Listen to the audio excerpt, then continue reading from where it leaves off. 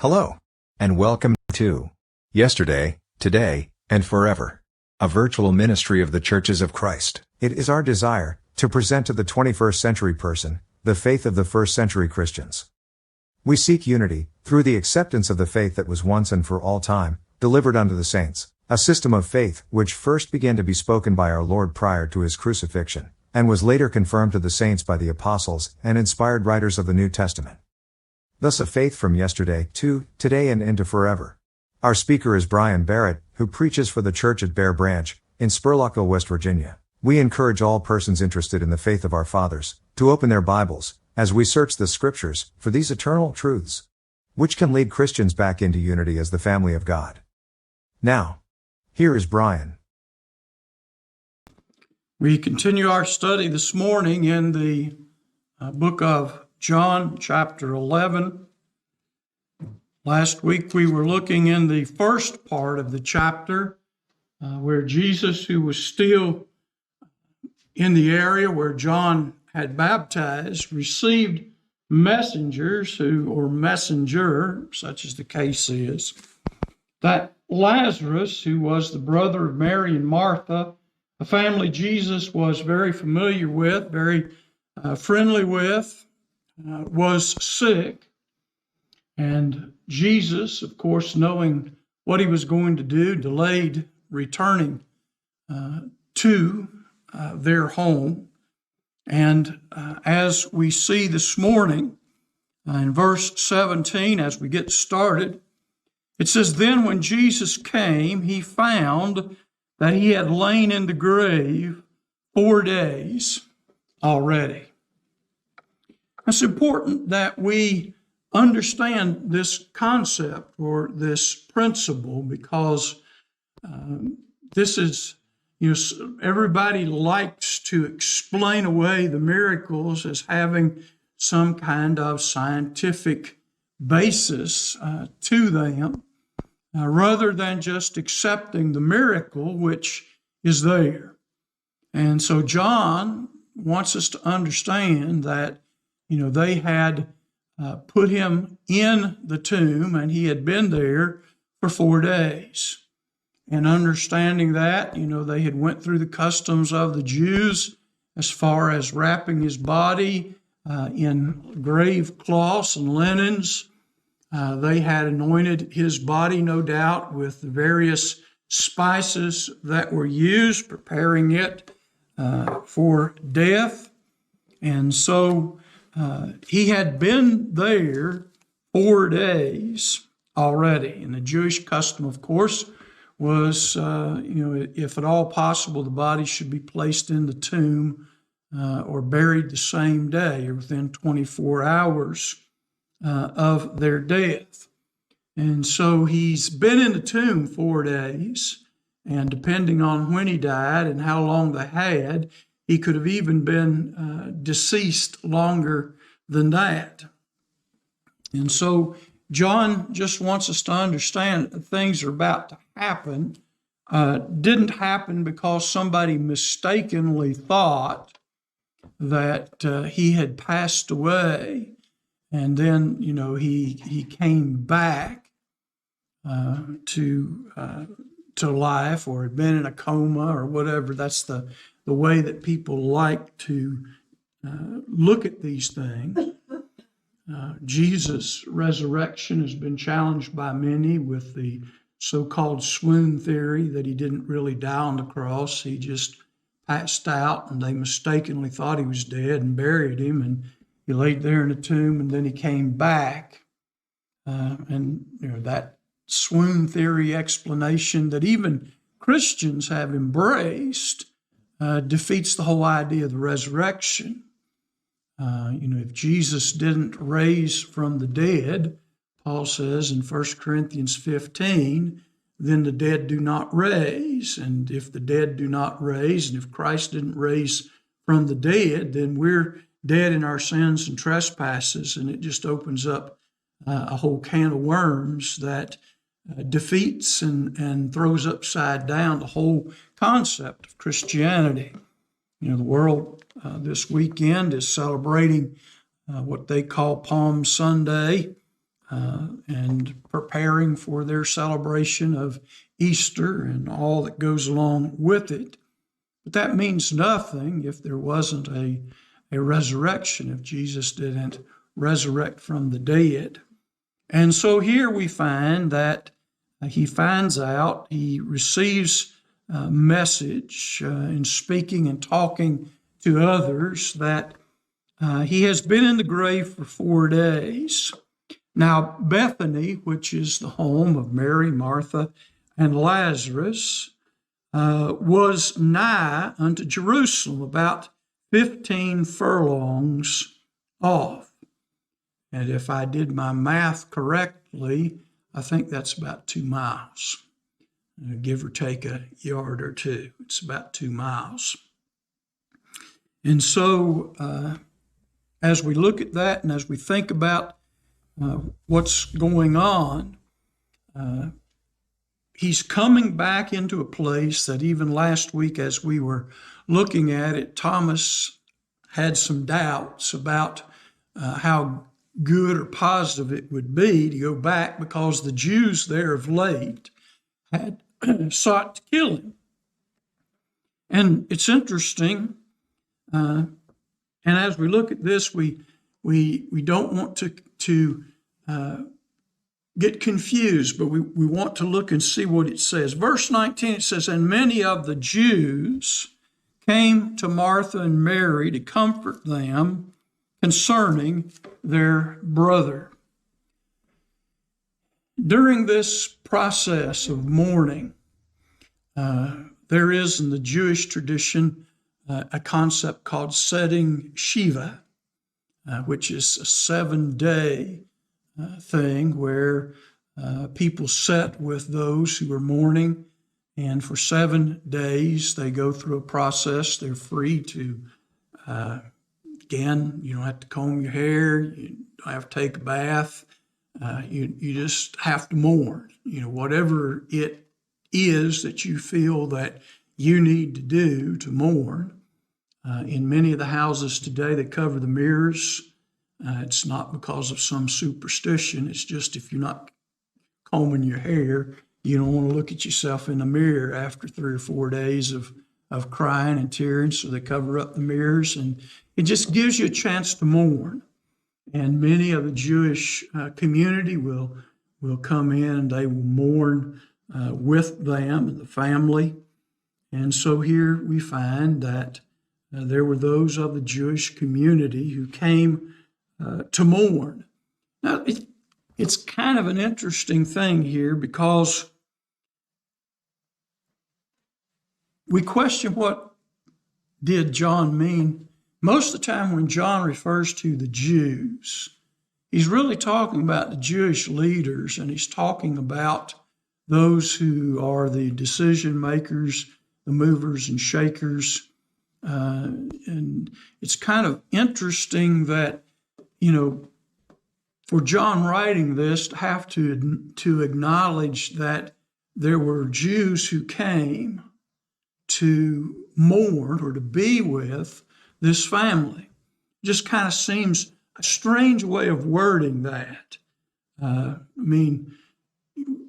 We're Americans, and so when we say something, do we say the Americans came and did this, or the Americans came and did, last week we had a birthday party and the Americans came and celebrated the birthday with us. It just seems like when we look at the way John has been using this, it's kind of a strange statement. They were Jews, they were all Jews. It would seem more, if we're just talking about neighbors and friends, we would just say, that their neighbors and friends or the community was there. Why does John use the phrase the Jews? Because that's a phrase that he uses, like I said, seems to use throughout this book to reference some of the more elite. Now we know that Mary and Martha and Lazarus apparently had money. They had access to funds. We'll see that a little bit later on as we get on over into the 12th chapter. So with their house being in such close proximity to the city of Jerusalem, and by Mary, Martha, and Lazarus seemed to have some influence, be influential. I don't know whether we'd use the word rich, but we might use that. And so they seem to be people of influence or position. And so with that being said, it seems that this statement here would imply much more than just some of the community came. It seems that, some of the Jewish leaders and people that were a part of the Pharisees and, of course, the rabbis and the whatever synagogue these people worshiped at, or if they worshiped in Jerusalem, they would know of their situation. And so many of the Jews came to Martha and Mary to comfort them concerning their brother. And so if that indeed includes some of those who were in position of power and authority, they came to pay their respects to that, to them and to the event, to the circumstance that was playing out.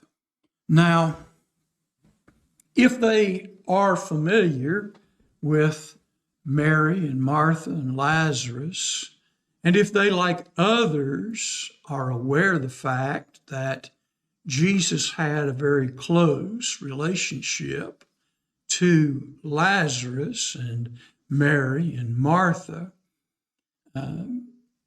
it's one of the theories that I would put forth, and I'll just say it's a theory, but knowing that and knowing that he's passed away, and knowing that they haven't been able to find him for a while and heard that he's went, some distance, I sometimes wonder about this, that these Jewish leaders, knowing Lazarus was an associate of Jesus, felt confident that he would come back to visit the family. And were they, some of them, lying in wait to tell others about his being there? And that does seem to be the case as we get on down through here. And so there, at least to me, appears to be much more to what is being said than what most people just read into it. Because if I were writing this account, I would just say that, many of their friends and family were there. That's the way, don't have to say that they were Americans or Italians or whatever country they came from. We would assume that since Mary, Martha, and Lazarus were Jewish, and since, they were part of the Jewish community, that there probably wouldn't be a lot of Gentiles there. So why specifically state this phrase, the Jews? And so as we come down through here, it says, then Martha, as soon as she heard that Jesus was coming, went and met him, but Mary sat still in the house. Now, as we said, there was probably at least a messenger or messengers that were sent to Jesus, bringing the message that Lazarus was sick. And so he comes back, and Jesus seems to kind of not just walk in, but he seems to send a messenger of his own, or perhaps the messenger or messengers that came to him, and they bring tidings to the family that Jesus is near, or Jesus is coming, but he's not here yet, or perhaps he has asked that they meet him outside the house or in a more convenient location than is there. And so Martha, when this is said, Martha, as soon as she heard that Jesus was coming, went and met him, but Mary sat still in the house.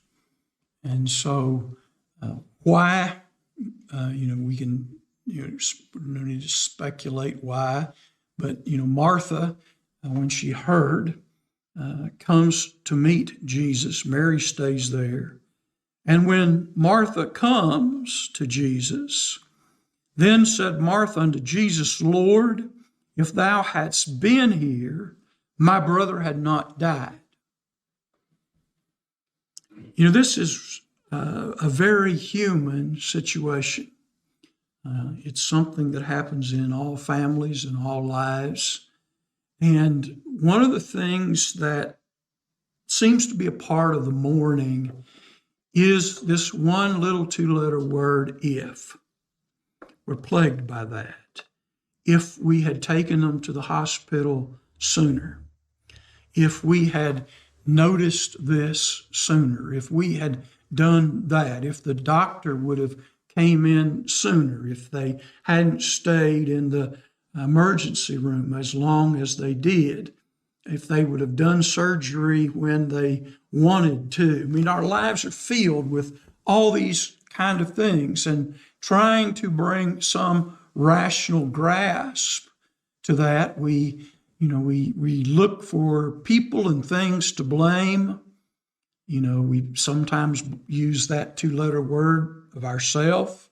If I'd only did this, or if I'd only done that, or someone else. And we're just grasping, trying to make sense out of something that sometimes is what was perceived to be, a senseless thing.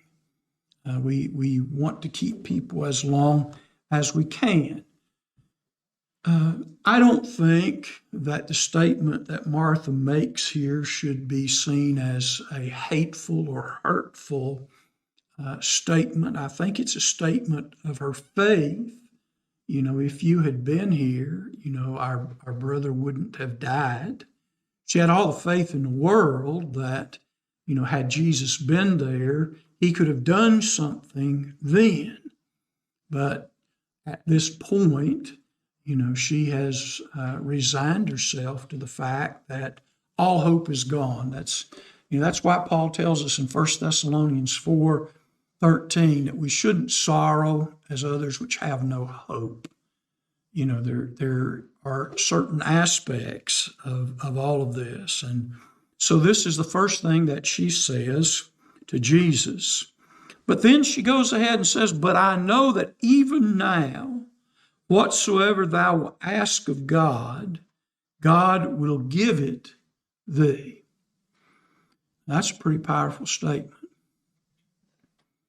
Her brother has been in the grave for 4 days. And a little bit longer, we're going to see when he tells them to roll away the stone. It is a stomach-churning thing. There is no other smell like the smell of death. I think we all, at one time or the other, have been in an area where there's dead deer on the road or some animals died. As soon as we smell that sweet, sickening smell, we immediately in our minds, if you've smelled it before, realize something's dead. Something's died. There's just a certain fragrance that is there. And so, later on, when he wants that stone moved away, it's like, he's been dead, 4 days. We roll that stone away, the smell that's going to come out of there is not going to be good in a warm, arid place, with no doubt flies and many other things that we don't really want to think about. The idea of moving that away. But that while on one hand, they realize that, his body is decomposing and his body is quickly returning back to the dust, as God would say, from whence it came. But on the other hand, she also says that I believe that even now, whatever you ask of God, he will give it to you. That, your prayers are powerful prayers. And, the interesting thing in this is the way she's thinking. She sees Jesus as a channel. She sees Jesus, if she can get him to care enough to ask God, if he asks God, then God will give Jesus the thing that he asks. And so she has faith and Jesus, but it's an interesting concept. She believes that she has to go through Jesus in order for this to work, that God the Father will give what it is that they request. And so Jesus said unto her, thy brother shall rise again. And one of the comforts that we have is what Paul says, as we mentioned in 1 Thessalonians 4:13 and following. While we sorrow, we as Christians do not sorrow for our loved ones or Christians as if they had no hope. We all know that in the last day they will rise again. Now, this shows us, today, from time to time, I will hear some Jewish rabbis and others, some today embrace the idea of reincarnation, of coming back, or they hold the belief that God recycles souls. That is, when you die, your soul goes back to what, for lack of a better term, is called the well of souls. And at the appropriate time, God takes that soul out of the well and puts it back into another person. And of course, in the scriptures, Hebrews 9:27 says it's appointed unto men once to die and then the judgment.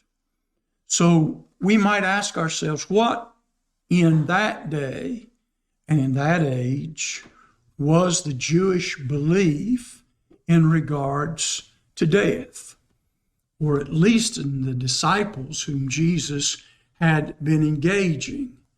And when he tells her that your brother will rise again, your brother shall rise again. Martha says, I know that he will rise again in the last day, that is, in the day of the resurrection. Jesus had taught the hour is coming when all that are in the grave shall hear his voice and come forth. They have done good to the resurrection of life, and they that have done evil into the resurrection of damnation. No recycling of souls, nothing of that sort. She believes that in the last day he will rise again, because all that are in the grave will do that. But she no doubt also believed that because he was faithful to God and because he'd embraced Jesus, that his resurrection would be in the resurrection of the just, those who had done good. And so I don't know if Jesus again was speaking sometime in his cryptic ways, saying just enough without saying enough. And he knew what he planned to do already. He knew he was going to raise Lazarus from the dead. And so when he says, your brother shall rise again, when he says that, he knew that he was going to raise him from the dead. But when she heard that, she didn't know what Jesus had planned. And so she responds to that in the way that we would expect. And she knows about the last day, but she says, that's not what I'm wanting. That she realizes that, but her response is, that's not what I'm asking. I know he'll raise in the last day, but what I'm asking for is that you ask God to bring him back to us now. And so that's kind of what's going on here. Does anybody have anything down through 24? Questions, comments?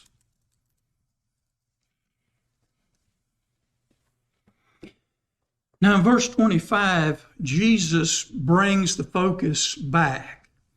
Her focus is that if Jesus asks God, then God will give him the petition that he requests, which is the petition of her heart. And so God will raise him up again. That's her view of things. And of course, that's probably in keeping with everyone's view, that in the day of the resurrection, God will bring us forth. But Jesus begins to define things a little closer. Jesus said unto her, I am the resurrection and the life. He that believeth in me, though he were dead, yet shall he live. And whosoever liveth and believeth in me shall never die. Believest thou this? Now, Jesus takes her focus from God the Father, and he pulls that down to himself. And he says, I am the resurrection and the life. Now, that phrase, I am, is that same kind of phrase that we're familiar with. It goes all the way back to Exodus when, Moses asked, what name? And I am. Jesus has already used this before. It's before Abraham was, I am. And so he uses that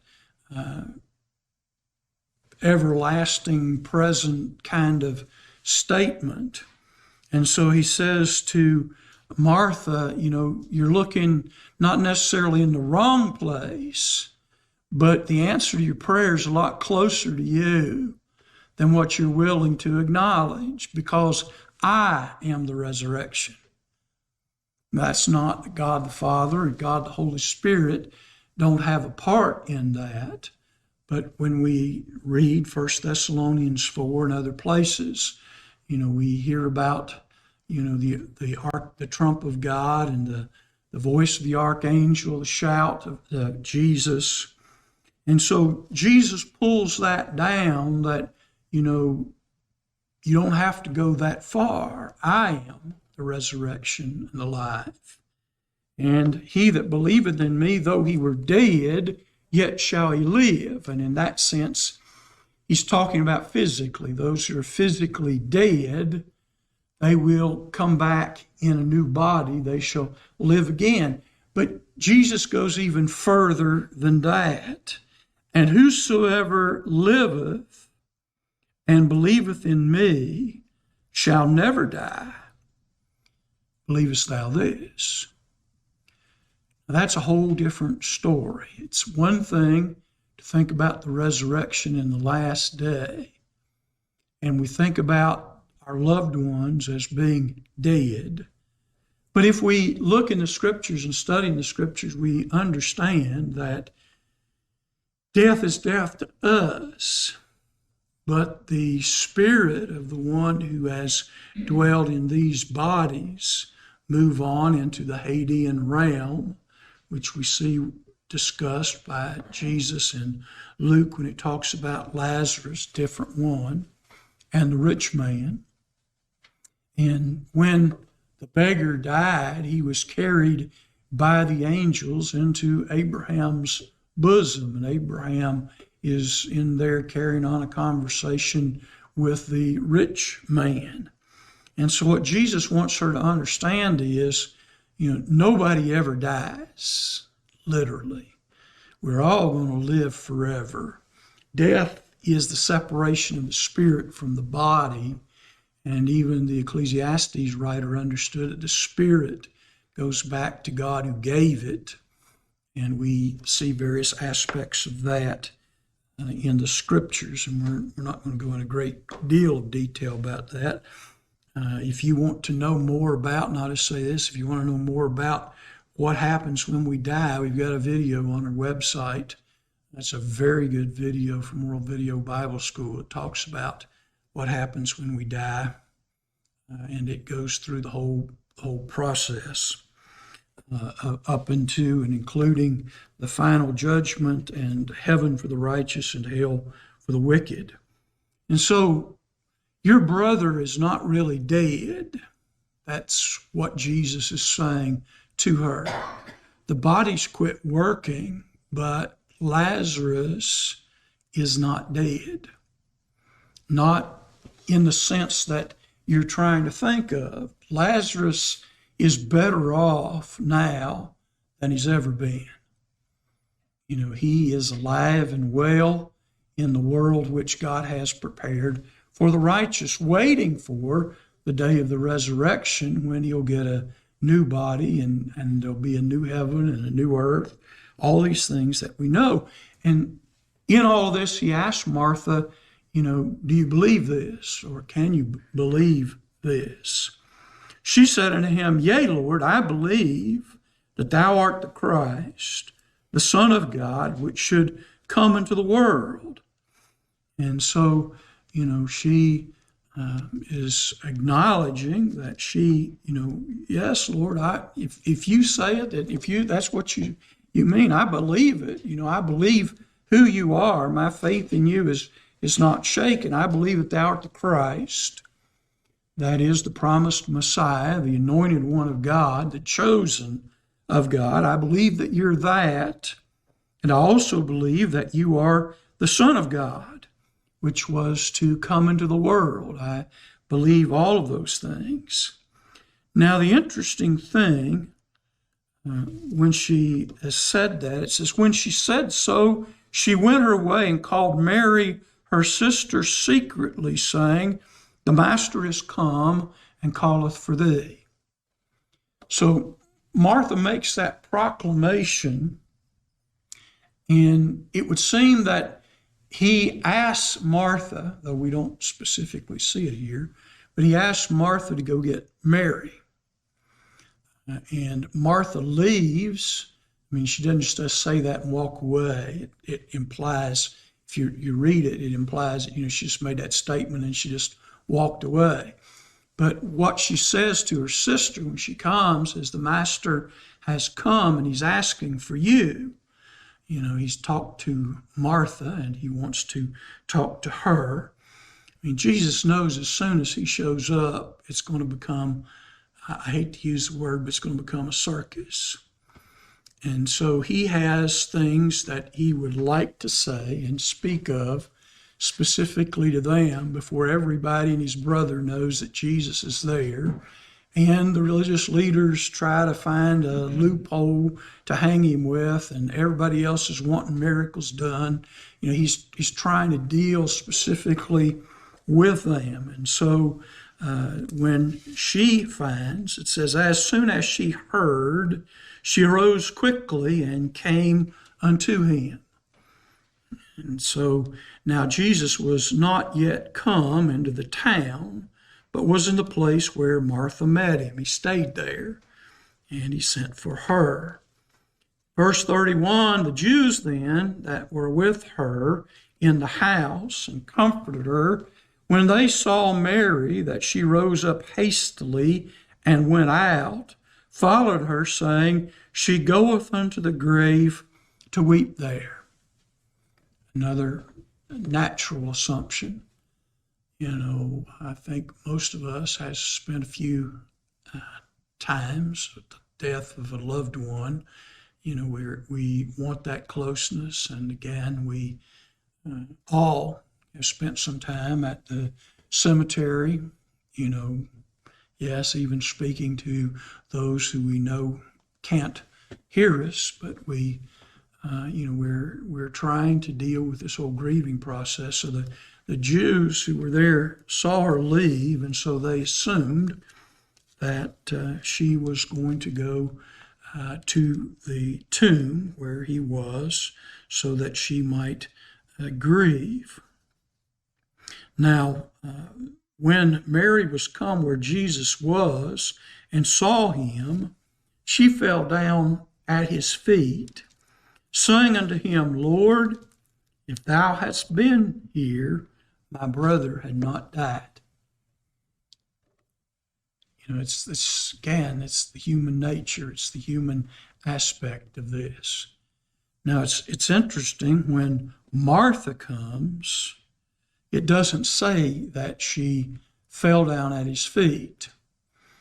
When we will see a time that, they gave a dinner, and Mary was sitting at the feet of Jesus, and Martha was preparing the dinner and serving, and sent a message to Jesus, don't you care, that my sister's not helping with the, does that bother you that she's not providing the hospitality that you're entitled to?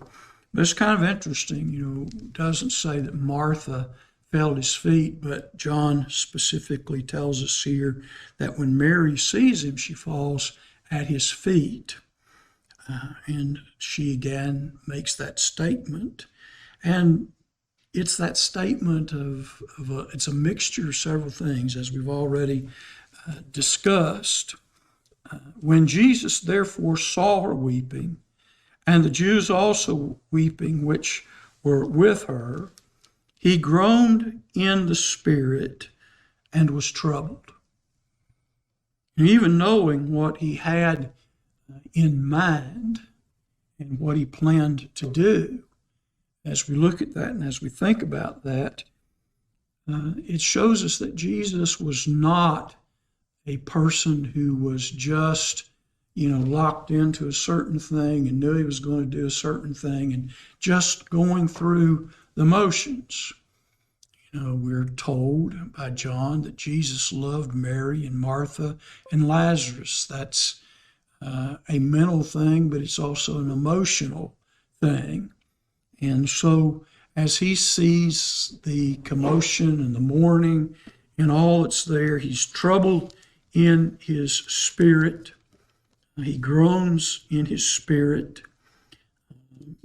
He said, "Where have you laid him?" They said to him, "Lord, come and see." And we're told that Jesus wept.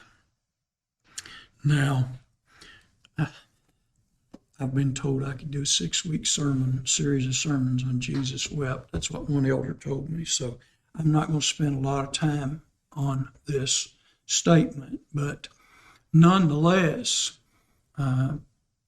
there's been lots of debate over, why Jesus wept, why he was so emotional, having known what he planned to do. And one of the best explanations that I've heard, is that he knew where he was, and he knew the state that he was in, and he knew he was past sorrow and suffering and sickness, and knowing what he was about to do to pull him right back into a body which is going to be sick, and it's going to age, and it's going to hurt, and it's going to die again, when he could have just left him there, is somewhat troubling thing. It's something that his sisters, especially Martha, wanted to happen, that he would be brought back to life. But Jesus also understands that, with that, some have said, if we could just glance into paradise for a few moments, we would live our lives so differently here on earth. And so knowing, that he was going to bring him back, seeing how bad they wanted it, but knowing, if you ask somebody on the other side in paradise, do you want to go back?